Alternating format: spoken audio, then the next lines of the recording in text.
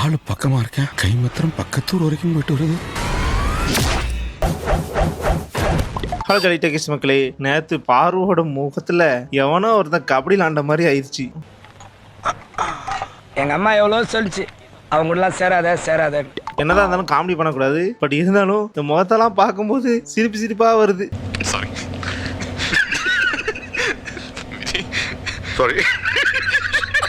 மண்டையில இப்படி புடிச்சு என்ன இல்லடா அப்படிதான் மேன் ஹேண்ட்லிங் ஆயிடுமோன்னு சொல்லிட்டு தான் நான் எதுவுமே மேன் ஹேண்ட்லிங் பண்ணணும்ன்றேன்னா எனக்கு யார் நல்லவங்க யார் கெட்டவங்கன்னே தெரியலண்ணா. ஆனா உண்மையிலேயே விக்ரமோட முகத்திரையெல்லாம் இப்பதான் கிளியர் ஆரம்பிச்சிருக்கு. உண்மையான ஃபேஸ் இதுதான். ஸோ அப்படி என்ன நடந்துச்சு, பாருக்கு யாரு இந்த மாதிரி கோலத்தை போட்டா, எல்லாத்தையுமே நம்ம உள்ள ஒன் பை ஒன்னா பாத்துருமா. வாங்க வீடியோக்குள்ள போலாம்.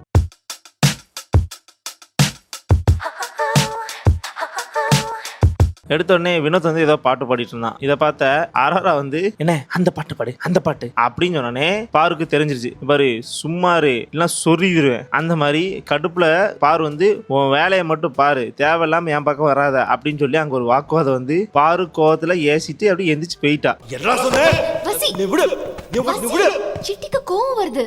உடனே அரோரா வந்து திடீர்னு நல்லா பேசுறா, திடீர்னு முறைச்சிட்டு போறா. இவ என்ன மூட்ல இருக்கான்னு நம்ம பார்த்து பேச முடியுமா அப்படின்னு சொல்லி அவ சண்டை போட்டுட்டா. அப்படியே வந்து இவ வந்து பேசுறது எல்லாமே வாழைப்பழத்துல ஊசி குத்துற மாதிரி அப்படின்னு சொன்னே. கமுர்த்தி வந்து வாழைப்பழத்துல ஊசி குத்துற மாதிரியா அப்படின்னு சொன்னே அரோரா சிரிக்கிறா. கிக்கான ஃபிகர்னு பார்த்தா இது மக்கான ஃபிகரா இருக்குது.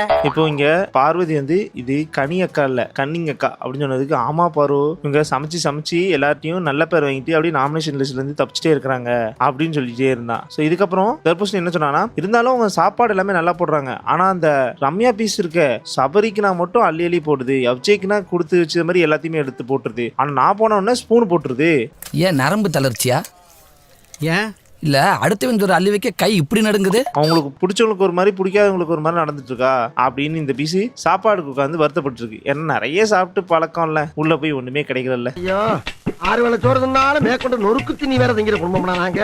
இதுக்கப்புறம் அரோரா வந்து ரொம்ப ஃபீல் பண்ணி அவங்க ஃபேமிலியை நினைச்சு எழுதிட்டு இருந்தாங்க. அதுவும் கேமராவுக்கு மறைஞ்சி. ஆனாலும் விடுவோமா, 60 கேமரா இருக்கு. ஸோ ஜூம் பண்ணி பாத்துருவோம் மாட்டோம், தூரமா இருந்து ஒரு கேமரா வந்து ஃபோக்கஸ் பண்ணிருச்சு. ஜூம போட்டு பாப்போம்.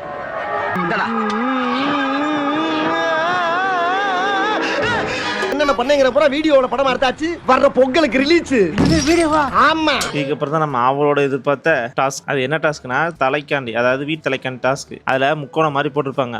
ஆளுக்கு ஒரு சைடு நின்னுக்கணும், நடுவில் 4 பாட்டில் இருக்கணும். பஸ்ஸர் அடிச்சோடனே எல்லாரும் போயிட்டு அந்த பாட்டில் எடுத்துட்டு வந்துடணும். ஒரு நேரத்துக்கு ஒரு பாட்டில் தான் எடுக்கணும். அதுக்கப்புறம் வந்து மற்றவங்களோட பாட்டிலையும் இப்போ எடுக்கலாம், ஆனா டிஃபென்ஸ் மட்டும் தான் பண்ண முடியும். உங்க பாட்டில நீங்க வந்து ஹோல்ட் பண்ண முடியாதுன்னு சொல்லியிருந்தாங்க. 3 நிமிஷம் கொடுப்பாங்க. கடைசியா பஸ்ஸர் அடிக்கும் போது யார்கிட்ட அதிகமான பாட்டில் இருக்கோ அவங்க தான் வீட்டு தலையோட போட்டியில வச்சுட்டாங்க. சோ அந்த வாரத்துக்கு வீட்டு தலையாவாங்க சொல்லிட்டாங்க. ஒரு ரவுண்டுக்கு 3 நிமிஷம் முடிஞ்ச உடனே மணி அடிப்பாங்க. அப்ப எல்லாரும் சாப்பிட போயிடுவோம். அப்படியே வீட்டுக்கு போயிரு. ஏன் அப்படி சோறு திரா?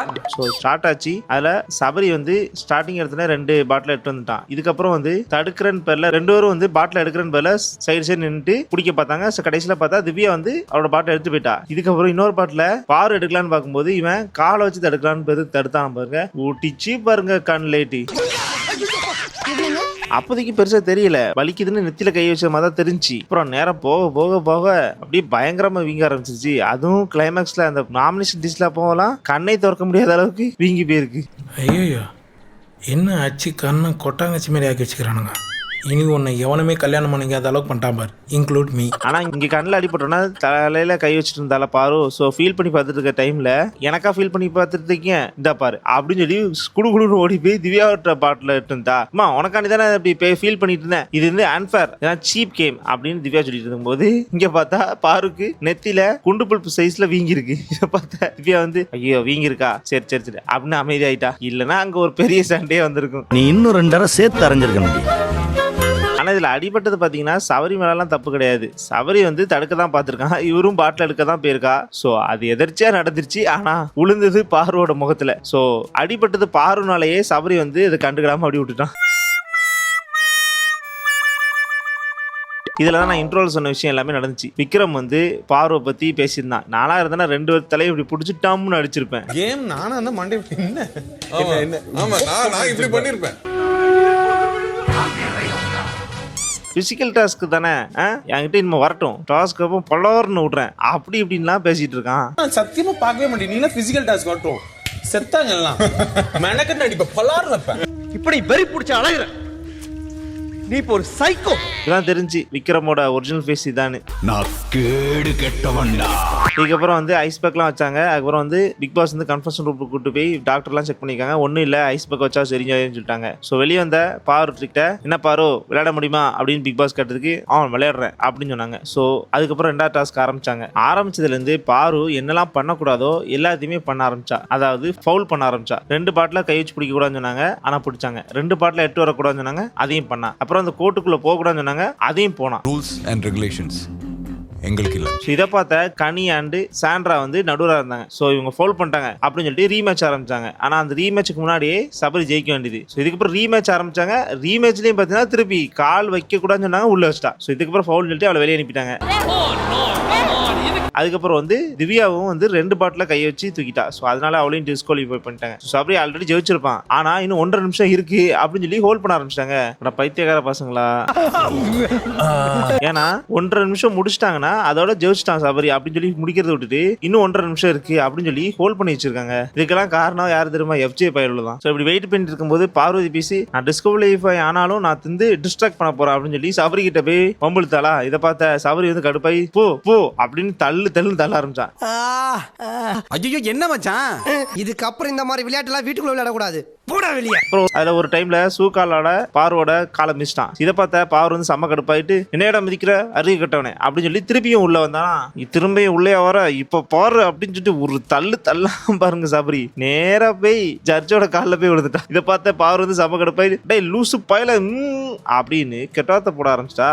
ஆனா கெட்டவார்த்தை போடல, அப்படியே ஸ்டாப் பண்ணிட்டு முழுங்கிட்டா. இல்லைன்னா தப்பா பேருன்னு அவளுக்கே தெரிஞ்சிச்சு. அது என்ன வார்த்தை பரவாயில்ல சொல்லியா வேண்டாம் சார். ஸோ டாஸ்க் முடிஞ்சு சபரி ஜெயிச்சிட்டான். ஆனா இந்த டைம்ல எதுக்கு சம்பந்தமே இல்லாம விக்ரமும் பாரும் மோதிக்கிட்டாங்க.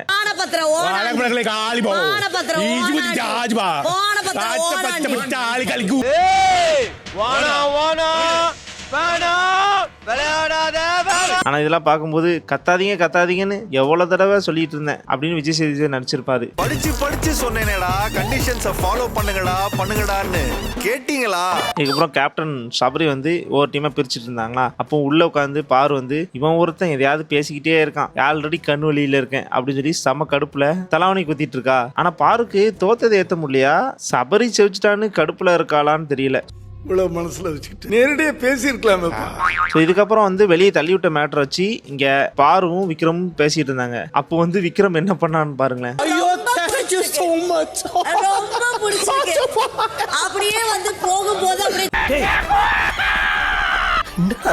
இதெல்லாம் பார்க்கும்போது செம்ம ஜாலியா இருந்துச்சு. எனக்குலாம் பார்க்கும்போது விக்ரம் என்ன என்டர்டைன்மெண்ட் பண்றான். எனக்குலாம் ஜாலியா தான் இருக்கு. இதுதான் டீம்ன்றது எனக்கு நல்லா தெரியுது. பத்திரிகையில கடி ஜோக் எழுதி 10 ரூபா பரிசு வாங்கி வந்தா இன்சு. ஆனா இந்த மேட்டர் நடந்தனால அன்எக்ஸ்பெக்டடா சம்பந்தமே இல்லாம இந்த 5 பேரு குரூப் சேர ஆரம்பிச்சிட்டாங்க. குரூப்ஸ் வந்து யாரெல்லாம் அடிக்கணும்னு சொல்லிட்டு எல்லாரையும் போட்டு நொறுக்க ஆரம்பிச்சிட்டாங்க. அதாவது நாமினேஷன் லிஸ்ட்ல. ஆனா நாமினேஷன் பத்தி பேசக்கூடாதுன்னு சொன்னாங்க. ஆனா இங்க பேசிட்டு இருக்காங்க. இந்த காலை பிடிங்க அசிஸ்டன்ட், நீங்க இந்த காலை பிடிங்க, எனக்கு ஒரு காலு இந்தாங்க நீங்க எத்த பிடிங்க.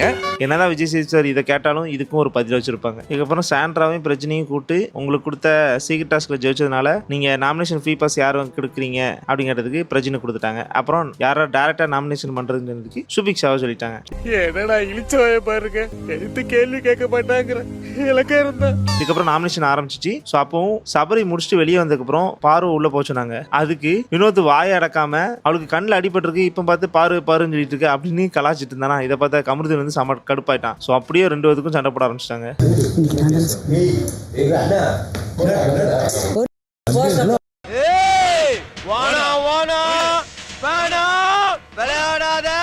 இதுக்கப்புறம் பாரு வெளியே வந்ததுக்கப்புறம் அவர் மட்டும் என்ன இப்படி இடிச்சார்ல, இதை மட்டும் டிஸ்குவாலிஃபை பண்ண மாட்டீங்களா அப்படின்னு சொன்னதுக்கு சபரி வந்து இரு நாமினேஷன் முடிஞ்ச அப்புறம் பேசுவான்னு சொன்னதுக்கு நான் அப்படிதான் நான் பேசுவேன் அப்படின்னு சொன்னதுக்கு சம்பந்தமே இல்லாம விக்ரம் பயில என்ன செய்யுதுன்னு பாருங்க. அப்படிதான் பேசுவேன்.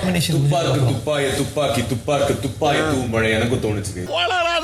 ஸோ இதை பார்த்த கமருதீன் வந்து சாந்தமா பேசி அவனை சமாதானப்படுத்துறான். அவனும் சமாதானம் ஆகிட்டான். ஆனா இப்ப பாத்தீங்களா யாரெல்லாம் அமைதியா இருந்தாங்களோ அவங்களாம் இப்போ வந்து சண்டை போட ஆரம்பிச்சிட்டாங்க. சண்டை போட்டுட்டு இருந்தவங்க இப்போ அமைதியா பேச ஆரம்பிச்சிட்டாங்க. காலம் எவ்வளவு வேகமா சுத்துது பாத்தீங்களா. இதுக்கப்புறம் நாமினேஷன் முடிவுகள்ல யாரெல்லாம் இருக்கான்னு பாத்தீங்கன்னா Subiksha, Divya, Arora, Ramya, Vikram, Sandra, Viana, Ghani and தர்பூசணி அண்ட் பாரு. ஆனா போன வாரம் ரம்யா பீஸ் தான் போக வேண்டியது, ஜஸ்ட் மிஸ்ல எஸ்கேப் ஆயிட்டா. இந்த தடவை மிஸ்ஸே ஆகாது. எனக்கு தேவை இப்போ ஒரு உயிர் தான். அவனை கொளுத்திட்டு நீ ஓடி போயிரு. இதுக்கப்புறம் வந்து அந்த வினோத் கலாச்சாரம்ல அந்த மேட்டரை வச்சு பாரு வந்து பேசியிருந்தா, ஏன்னா இப்படி அடிபட்டு இருக்கேன், இந்த டைம்ல வந்து இப்படி காமெடி பண்ணிட்டு இருக்கேன், நான் ஜென்ரலா தான் காமெடி பண்ணேன், நிறைய தடவை பண்ணியிருக்கேன்ல, ஸோ அதனாலதான் அப்படின்னு அங்க ஒரு பேச்சுவார்த்தை நடந்துக்கும் போதே ஒரு பெரிய வாக்குவாதம் வந்துச்சு.